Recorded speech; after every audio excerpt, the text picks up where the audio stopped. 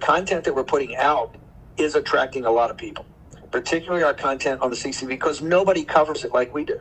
Yes. And the American people out there, and even people I know in Europe and England, they can't figure out, hey, what's all this stuff with China? China looks like it's overwhelming people. Once we explain to them kind of the Miles Guo school of deconstructing the criminal enterprise, which is what's housed in Beijing. The first thing I tell you right now, when we're on the show and we talk about only 90,000 Chinese nationals are members of the Chinese Communist Party with a 1.2 or 1.3 billion population, people, I mean, they're in shock. Right now, the world basically thinks everybody in China is a communist. They don't realize that the party itself is quite small. And then the cadres, the ruling cadres, as you know, Miles taught us, is a couple of thousand, right? Maybe 5,000 max, but the factions that fight for power and control all the time, and particularly the power players, are probably under 1,000 people.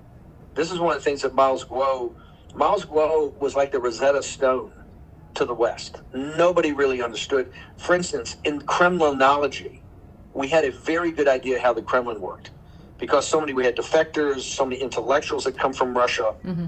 You had, particularly, a lot of these great Jewish professors came that really knew how to break down the Politburo, break down the Bolsheviks. We had a very, very sophisticated understanding of the Politburo, and that even went out to the general public, the reading public. I remember coming as a kid, I made a couple of films after I started becoming a filmmaker back in the early 2000s. But I remember coming as a kid, as a paper boy, that information was in the papers all the time. You just had to read it. There's very few sophisticated breakdowns of the factions of the Chinese Communist Party. Most of those are in pretty obscure books. They are out there, but the information I've gone through all the information. I've read, hundreds of books on this topic. It's out there, but man, it is really, you got to do work. And you then have Miles Guo's broadcasts, which are just, a tremendous gift to the West to really define and break down, regardless of what you think of Miles Guo.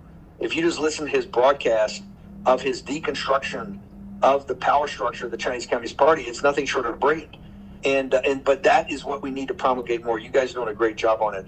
And this is why we need to do more in Getter. We need to do more together. You guys on War Room, me on New Federal State, because people hunger. What we do know is when people get access to this information, they absorb it and they want more.